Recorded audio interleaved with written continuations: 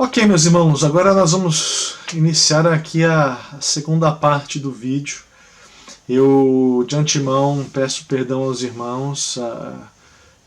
Foram aí 2 semanas praticamente sem postar nada. Na realidade, eu optei por não fazê-lo. Primeiro, que eu queria me dedicar um tempo a pensar, a orar. E também porque eu não tinha certeza desses fatos novos que eu vou trazer agora para os irmãos, né? Então, antes de ficar postando muitas informações que poderiam mudar ao todo o tempo, então eu preferi aguardar até que eu tivesse todas as informações já conversadas com os médicos, com as pessoas que estão envolvidas com a questão da imigração e também com a equipe da CEPAL Brasil, a diretoria. Vamos lá. Meus irmãos, são muitos os desafios que neste mês aqui de março e abril nós teremos. São desafios de saúde em relação à minha pessoa, em relação à pessoa do Davi, o nosso filho, e em relação à imigração, em relação aí à renovação dos vistos, ok? Eu vou começar com a questão da renovação dos vistos, né? Como eu já tenho cantado a bola lá desde dezembro, ano passado, para quem já nos acompanha, nós tivemos um problema na renovação dos vistos devido à questão dos valores, né? Todo ano a Romênia nos pede um valor que precisamos provar para que mostre que nós somos capazes de sustentar, tanto o Davi e a Ana Júlia aqui. E esses valores aumentaram consideravelmente, basicamente quase que dobraram. Eles estão requerendo para os 2 filhos, para este ano, para a renovação dos vistos, era, na época que eu fiz a contagem, $13.800. Eu digo era porque o dólar aqui, a moeda aqui, a variação de cambial também está ocorrendo em relação ao dólar, não ao euro. Okay? E a grande questão disso é que e um novo problema que surgiu aí é que eles estão requerendo de nós, não é uma quantia, não são 12 vezes para cada filho o salário mínimo, mas é o salário médio aqui da Romênia, né, da capital Bucareste. E não é porque eu moro aqui, é a média salarial daqui. E isso é um valor muito alto, e soma-se a isso a questão que o real foi uma das moedas que mais se desvalorizou no mundo. Por uma base de ter uma ideia, em dezembro de 2019 para janeiro de 2020, o real, quando eu cheguei aqui, com R$1 eu comprava $1,10, ok? Em janeiro estava 1 para 1. Agora, a cada 64 centavos, para que eu compre $1, eu preciso de R$1,64. Isso, eu vou trocar um léo por apenas R$64 brasileiros, ok? Então a moeda se desvalorizou muito, né? Então, via TransferWise que eu trazia o dinheiro para cá, que era, né, a mais barata, que agora não funciona mais a TransferWise por questões ali, deu problema no banco, agora tem que ser tudo via Remessa Online ou outras plataformas em dólar ou euro. Enfim, desvalorizou demais. Então, por isso que nós chegamos a esse valor de $13.800. É um valor exorbitante, chega a ser quase 70 mil, um pouco mais, aliás, de R$74 mil, né? E nenhum missionário, aliás, ninguém é capaz de provar uma quantia dessas em condições normais. né? E a outra coisa que também nos desfavorece agora é que ano passado, que era uma quantia ainda grande, era em torno de $8.000, mas com um dólar mais baixo, tudo aquilo,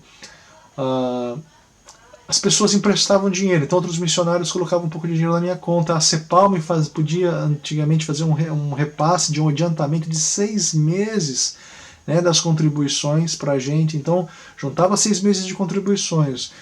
2 ou 3 missionários nos ajudavam aqui com um pouco de dinheiro, eu conseguia provar os valores. Só que ano passado, para quem nos acompanhou, lembra que eles começaram a questionar os valores, né, porque os valores estavam vindo dentro da Romênia, né?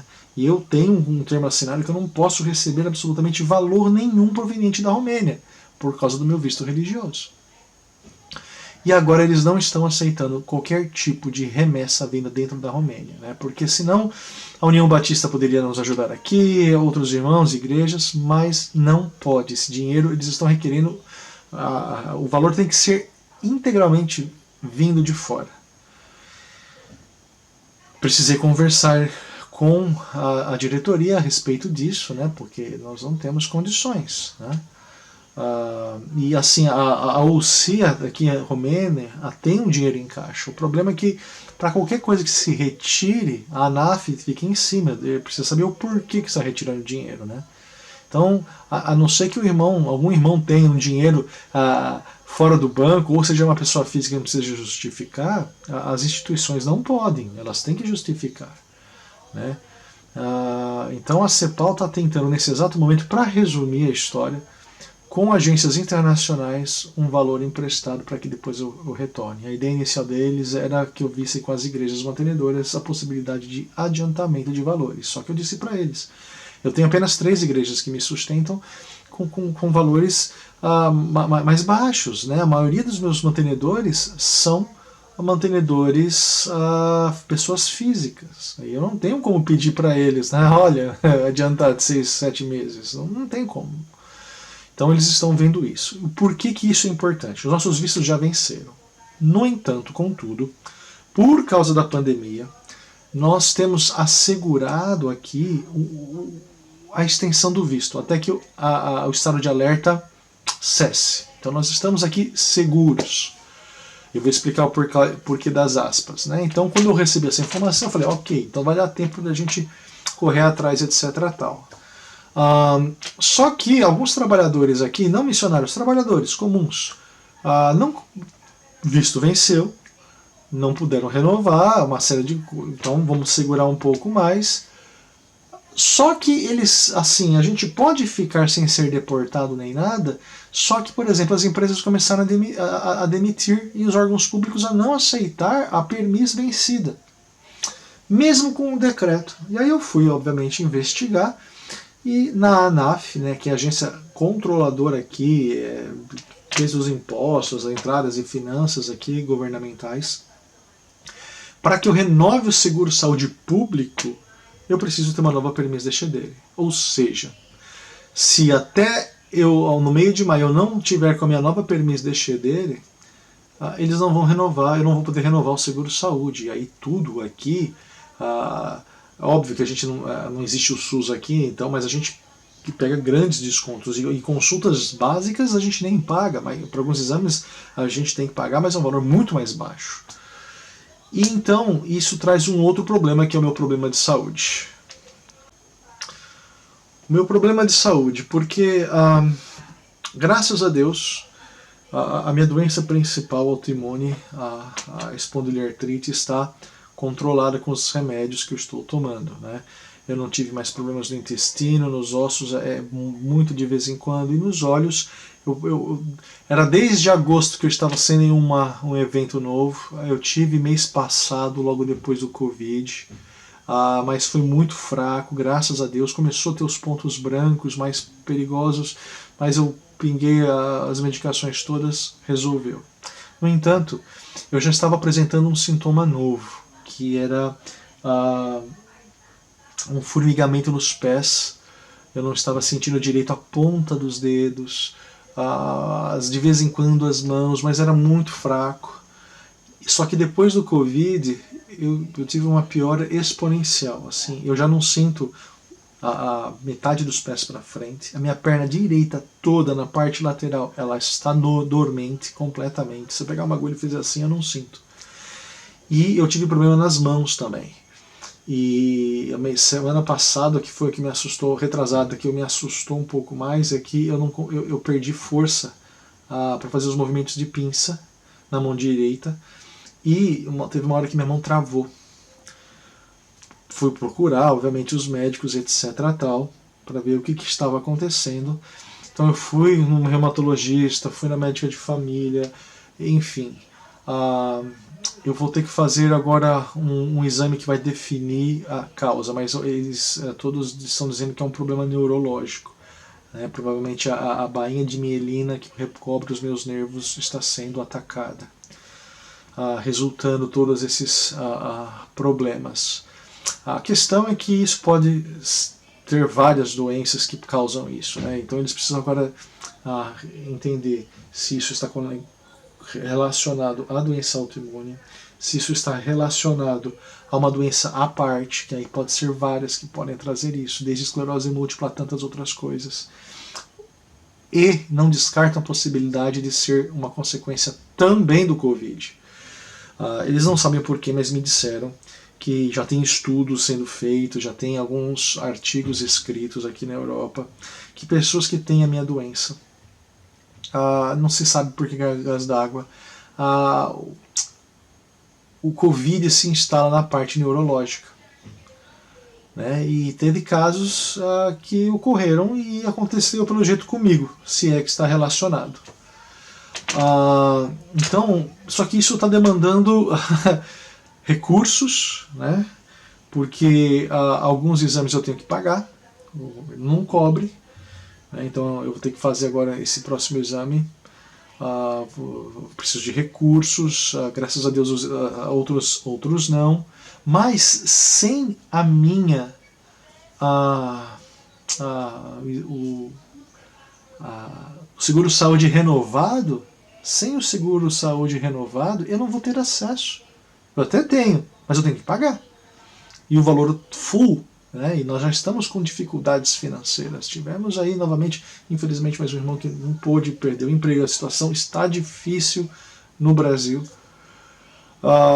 Então eu falei para o pessoal da CEPAL, olha, eu vou precisar encontrar mais mantenedores, eu preciso de ajuda, não é? E some-se a isso, o meu filho teve um estirão de altura, né? Cresceu, ele está alto, muito alto. Só que ele teve uma deformidade no peito, né? O peito começou, o externo dele começou a sair para fora. O problema é que é um mal congênito. Eles disseram também que pode ter relacionado faltas de vitaminas, uma série de coisas. O problema é que ele começou a apresentar também arritmias, um pouco de dor, angina. Então ele vai ter que fazer fisioterapias semanalmente, 3 vezes por semana. Mais natação ele precisa. O jeito de parar com isso é fortalecer os músculos. E também ele vai ter que fazer agora uns exames cardiológicos para saber se o coração mudou ou não de lugar, se está sendo pressionado, porque inclusive se isso continuar e não for parado, ele vai ter problemas de respirar, porque a caixa torácica, em vez de ser mais larga assim, ela faz assim, ela comprime e você tem dificuldade de inflar os pulmões. Né? E a questão também é a movimentação do coração. Só que nós estamos num período de pandemia. A médica disse que eu precisaria procurar. Eu voltei agora dessa última médica, por isso que eu estou gravando o vídeo agora. Que eu preciso procurar um cardiologista que ela me deu um nome, mas eu tenho que pagar a consulta e os exames, porque segundo ela não há bons cardiologistas dentro ali do sistema da onde nós somos atendidos de saúde, porque aqui você não pode ir em qualquer lugar, você vai nos locais da onde você, perto do setor onde você mora, e a questão da demora, e ela precisa saber como é que está tudo isso, por causa dos sintomas que o Davi tem apresentado. Então eu não posso ficar sem a saúde pública. E então eu preciso renovar esses vistos. Então a CEPAL já está em contato, a CEPAL já tem procurado meios de a gente conseguir os valores, para que a gente consiga então renovar os vistos e poder renovar o sistema de saúde. E eu preciso de mais mantenedores, porque o sistema de saúde eu pago anualmente, não é pouco dinheiro. A gente não está conseguindo juntar, a gente mal está conseguindo pagar o aluguel, a gente está conseguindo comer as coisas, não tem, a gente perdeu muito dinheiro. Para você ter uma ideia, a cada R$ 1.000 que é trazido para cá, chega por volta de R$ 640, né? Para mais, às vezes menos, dependendo aí do câmbio, das taxas, enfim, do câmbio aqui também, porque eu não consigo mais trazer direto em leu. Então eu tenho que trazer em dólar ou euro e ainda fazer a conversão aqui. Então é aí que reside o meu pedido de oração e as consequências disso. Orem para que esses valores cheguem na nossa conta. Porque se até aí finzinho de maio esses valores não chegarem, a CEPAL, a gente vai ser removido de volta ao Brasil. Só que isso tem implicações muito grandes. Primeiro, porque se eu sair daqui sem um visto renovado, eu não consigo voltar para cá tão cedo, por causa da pandemia, nem como turista, e eu teria que começar um novo processo de aquisição de novos vistos no Brasil, que por enquanto está parado. Então não há perspectivas de retorno tão rápido. Mas a questão é que eu também não posso ficar sem um tratamento. Okay? Eu faço exames de sangue mensais, eu estou sendo acompanhado mensalmente para ver se não está tendo alteração na bacia, nos ossos da coluna, a questão da visão, os intestinos e agora esse novo sintoma. E o meu filho não pode ficar sem as fisioterapias. Né? Então isso é algo que está angustiando muito. Assim, eu confesso que essas 2 últimas semanas pós-Covid, graças a Deus, né, nós somos gratos, tem a primeira parte do vídeo, muito gratos a cada um de vocês, mas estamos assim bastante agoniados, porque nós não temos verba de mudança, nós viemos para cá com uma verba de mudança, eu não tenho para onde deixar as coisas, né? Então eu vou ter que tentar vender tudo para tentar, a gente vai para onde, né? Óbvio, a gente pode continuar com missões no Brasil, a gente tem outras alternativas ministeriais, talvez, não sei, porque também a pandemia dificulta tudo, mas tem essas questões de logística, né, que isso acaba trazendo para nós aí certa ansiedade, e eu preciso estar sempre lembrando de quem é o nome, meu Deus, aquele que nos trouxe, que a vontade dele é perfeita, boa e agradável, que ele está ciente de tudo isso, ele é o dono da prata e do ouro. Então, se a porta porventura fechar, eu sei que ele vai cuidar, mas isso não minimiza a nossa preocupação de como vai ser tudo isso. É mais uma mudança. As crianças, o sofrimento, eles estão à parte de tudo. Né? Eles oram juntos conosco. Então, estejam orando por isso, estejam orando pela direção de Deus, por sabedoria, porque eu preciso do tratamento médico, meu filho precisa do tratamento médico, os recursos para a renovação do visto nós não temos e nós vamos precisar, ainda que consigamos renovar, mais mantenedores, porque o custo de vida aqui aumentou exponencialmente e despesa com remédios mensais, eu vou ter as despesas na natação, eu tenho que pagar essas coisas, né? Número limitado de fisioterapia, depois eu tenho que pagar. Então, orem por isso, gente, para que Deus nos conduza em paz e em segurança. E eu agradeço desde já, porque eu sei que vocês têm orado, vocês têm sido os nossos parceiros até aqui. E eu sei que vocês nunca nos desampararam, né? E não vai ser agora. Mas orem pelo nosso estado de espírito, orem por nossas emoções, orem por perseverança, porque tá difícil e a gente tá em outra cultura, longe da família, em outra língua, e isso acaba trazendo um peso um pouco a mais. Então eu conto com os irmãos, estou disposto aí a conversar, as dúvidas via WhatsApp, para as igrejas, se quiserem nós podemos marcar aí uma uma conferência pequena aí por Zoom, conversar, orar juntos, tá bom? Que Deus abençoe cada um de vocês e um forte abraço.